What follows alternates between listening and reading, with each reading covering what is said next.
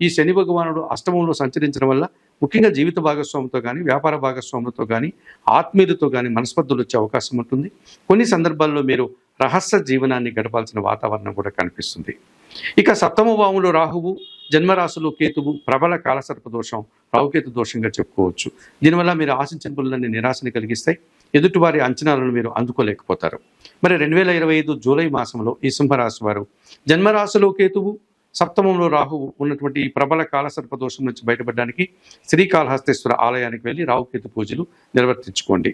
అలాగే అష్టమ శని దోషం నుంచి బయటపడడానికి శనీశ్వర దర్శనం, శని భగవానుడికి పూజాది కార్యక్రమాలు నిర్వర్తించండి.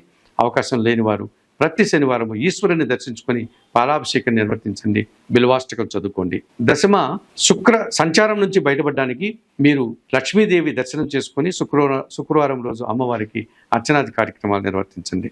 అలాగే వ్యయములో బుధుడు సంచరిస్తున్నాడు కనుక సీతారామచంద్రమూర్తి ఆలయానికి వెళ్ళి తులసి ఆకుల మాలను సమర్పించి అర్చనాది కార్యక్రమాలు నిర్వర్తించుకోండి. అలాగే జన్మరాశిలో కుజదోషం ఉంది కనుక సుబ్రహ్మణ్య స్వామి దర్శనం, సుబ్రహ్మణ్యాష్టకం, కందులు దానం చేసుకోవడం వల్ల మంచి ఫలితాలను అందుకోగలుగుతారు.